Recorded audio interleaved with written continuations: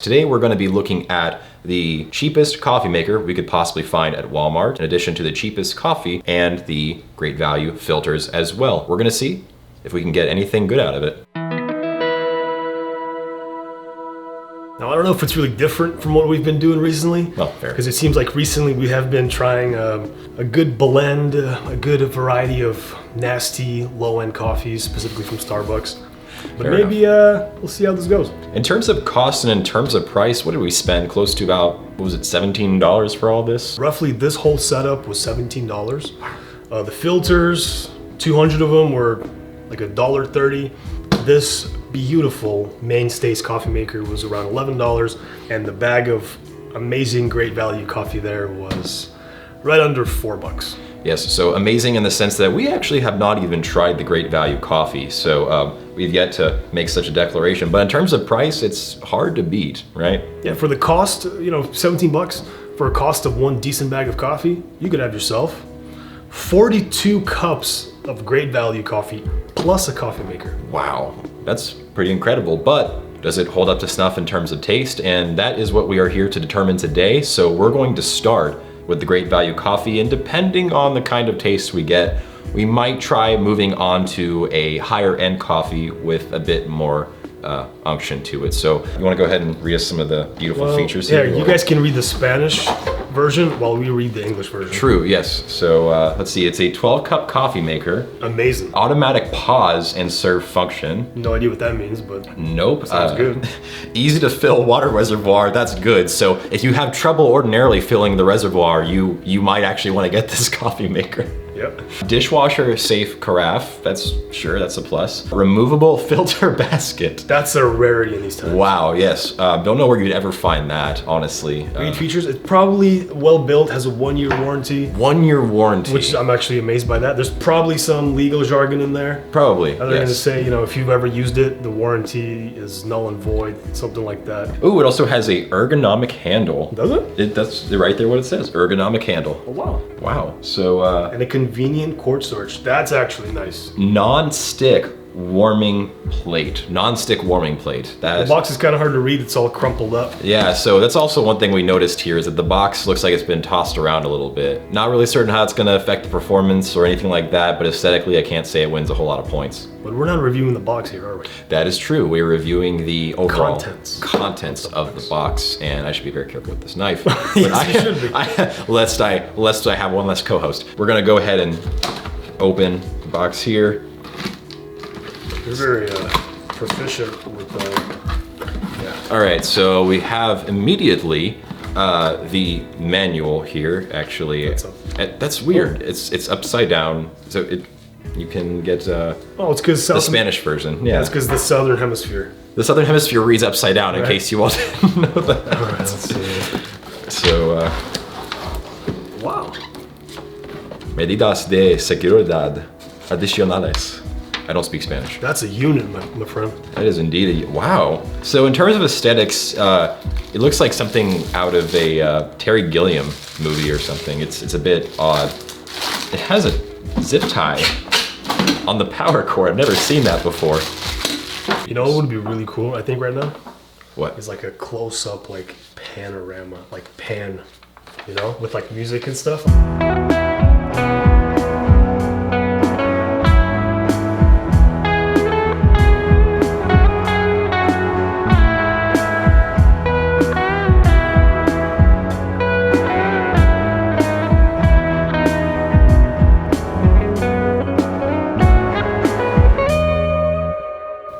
Welcome back. Hope you enjoyed the montage of this amazing coffee maker. Yes. So I'm looking at this operations manual, right side up in English, and I noticed that I don't see anything about how much coffee to utilize for the amount of water in the reservoir. But what I do see is a bunch of visual illustrations, if you can make that out. So easy a child could make it. Yeah, so easy a child can make it. You just gotta look at the pretty pictures, except they're not pretty because they're all in black and white and barely lucid. If I can't find a ratio in here, we're just gonna go for about 60 grams of coffee to 1,000 milliliters of coffee, or about 960 milliliters of coffee. So a 1:16 ratio, roughly. Which I doubt anybody actually using these has ever taken the time and the trouble to measure any sort of ratio. So just the fact that we are doing that, it already gives it a little bit of an advantage. This is not particularly helpful, other than the fact that when it's on, you can't have the reservoir empty. You have to have water in it, period. So we're gonna go ahead and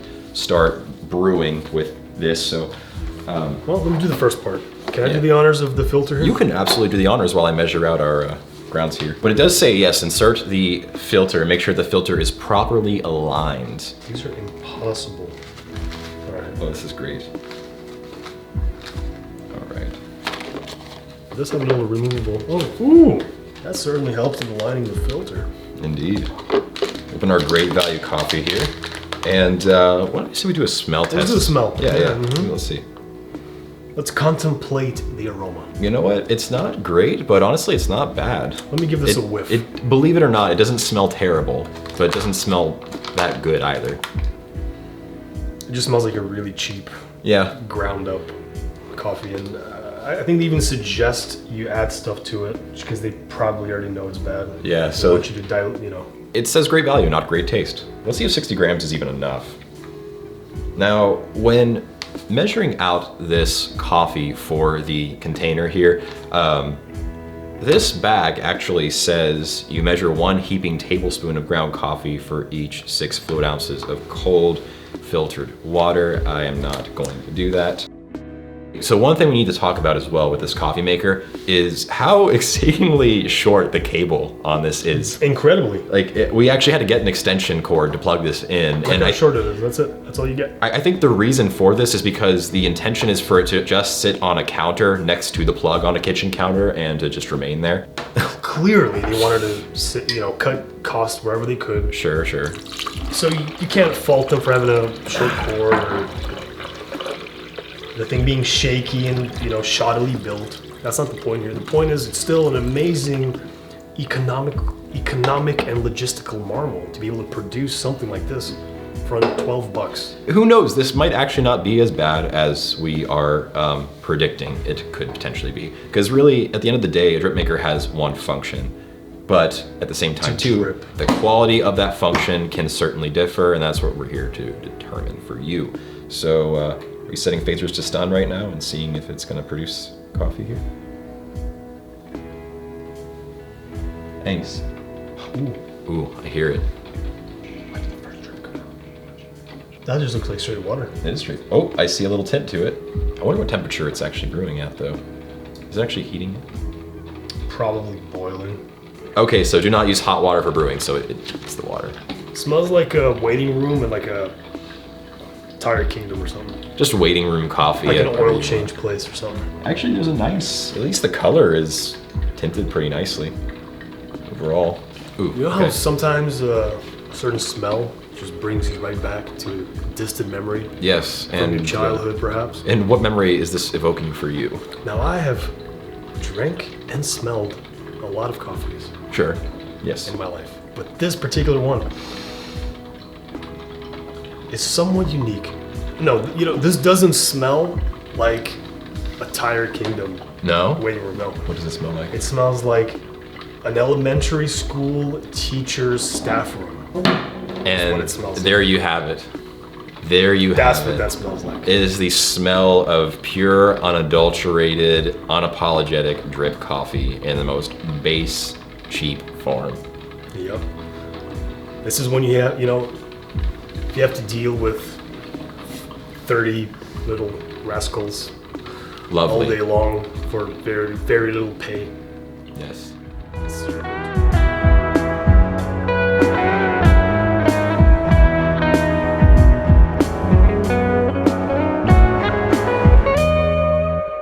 We're pretty good to go. Actually, it's a pretty solid hectare of coffee. And if you want, you can go ahead and use this to I would love that. remove the... I would. And look, how convenient is that? Indeed. And it seals itself once you lift it up. You see? It doesn't leak. Wow, for $20, this might not be as bad as we feared, but it also could be. But we're also using the worst coffee possible. That is... Well, actually, we're not. Well, we're not... This isn't Starbucks. Is it true? It's not Starbucks, so we can't say it's the worst coffee possible. Yeah. Oh, thank you so much. Yes, sir. You gentlemen. Thank you. You are a true gentleman. Easy pour spout as And advertised. a scholar. Look at that. Just look at that. That is nice. Actually, we're getting some bubbles here, so I think the coffee was brewed pretty well, properly. It is a bit more lucid than I typically take my coffee. So I don't know how pronounced the flavor is going to be, which may or may not be a bad thing, depending on how qualitative the coffee actually is. So, how about a post-brew smell? How about that? And it smells pretty bad, honestly. It smells pretty terrible. It smells really bad, but still not as bad as literally any of the Starbucks we've smelled. I would say it's close, but not quite, yes. So without further ado, would you want to say we get tasting? Let's get tasting. Cheers. Cheers.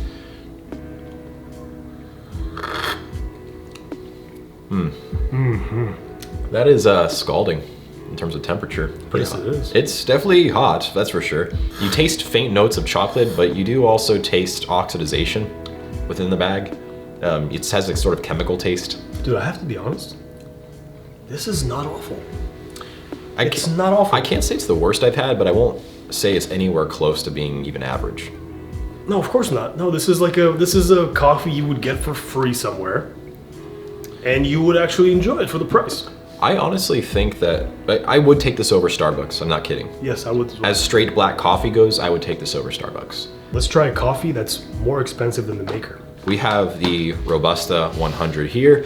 Robusta coffee is a coffee that only 30% of the world drinks, actually. A lot of people think of Vietnamese coffee. Well, this is what is utilized in this coffee. It's 2.7 times the caffeine as opposed to 1.5 of Arabica beans. And so this bean is highly caffeinated. It is darker, a little bit more bitter, but the notes on this coffee are actually really nice. Very, very dark cherry, just ever so slightly baker's chocolate. It's a good coffee, so we're gonna go ahead and test it. Once upon a time, Robusta was considered the inferior type of bean. It was hardy, it grew well in low altitude climates, and it sort of became known as the poor man's or the working man's coffee, as opposed to the more traditional Arabica beans, which are historically the higher end coffee beans. But we've tried this before and we really liked it. Yeah, it's good. So see how it goes in this thing. Yeah, we're gonna But go before we start, I kind of want to. okay. I kind of want to drink this a little bit more, bro. It's actually not that bad. It's pretty terrible, but I mean, in an apocalypse scenario, I would probably not say no to this. What would we give it on the whole brain scale? 2.2. I gotta give it a 1.5. It's not good, barely serviceable. It's pretty awful, actually. But if you're just looking for the utility of caffeine, this will get the job done. Pure and simple. I would say it's just above awful for me. Let's reset. We're gonna brew this. We'll be back right after the break. Right back. Robusta. I want to really see if there is a component to the coffee maker that actually causes the coffee to taste more poor than it ordinarily would as well. Not saying that the Great Value coffee is great, aside from the value. We want to see if a good coffee in this bad coffee maker will actually be okay. Anyways, Anyways. gonna ignore the steaming sound I just heard inside of the machine. Let me pour you a cup like a gentleman. Yes, please. That'll be splendid. This actually seems like it looks, texture-wise, significantly better than the last cup. You know, looking up at the filter there, it looks like it was fully saturated. You know, I don't see any problem here, really. No? It's a relatively standard drip operation. Interesting. Yeah, I mean, it Doesn't seems look like, bad. no, not particularly. It's not leaking coffee, you know, Right. grinds anywhere. So. I'm just wondering about the quality of the filters and if that has anything that's getting into the coffee. Well, these are But- the cheapest filters possible. Now, here's the thing too, I didn't mention is that since the Robusta is a darker coffee altogether, it's generally recommended you brew it at lower temperatures. That's probably not what this coffee maker is doing. It's brewing it at probably close to boiling, if not boiling temperature. It's past boiling. Now, the myth is that this will scald the coffee. That is not true. That has been debunked, but that doesn't mean that it's going to taste good because you might get too many of the darker elements of the coffee's taste palette. In my definitive opinion, I think it's the maker. the maker is Yeah. a complete garbage. There's something about the maker that lends a very chemical, like almost plastic-like taste to the coffee. I'm not a huge fan of it, and I'm wondering if I should go to my doctor as soon as possible to get myself checked out. I think with that being said, unfortunately, even though it is a good price, and it would seem that in ideal, a drip coffee maker does one thing, I don't think we can recommend this in good conscience to anybody. But you know, I haven't tasted this. You know, the only feeling I have now is shame that we wasted a little bit of that amazing Robusta there. I wouldn't disagree with you. I'm Kind of actually ruined it. quite sad about that. I believe it doesn't matter what coffee you put through this, no matter how good it is, it'll be tainted by the plasticky taste. So unfortunately, I would have to give the, not the coffee itself, but with the maker, probably like a 1. Bro, this to me tastes identical to the Great Value. The only thing I noticed is the Great Value does have slightly more chocolatier notes, like in the brighter, more milk chocolate spectrum. This normally does not. This has more of a dark baker's chocolate, more of dark cherry, more of a smoked vanilla type flavor. You get none of that because whatever this did to it completely ruined it, even though this beautiful Farm Fresh Java Robusta 100 is actually a really good coffee. Would definitely recommend checking them out. Hope you guys enjoyed the video. Hope this was an educational experience for you. It certainly was for us. Certainly was for us. Certainly was for us. So hope you all have a great day, and until we see you next time, keep using your whole brain.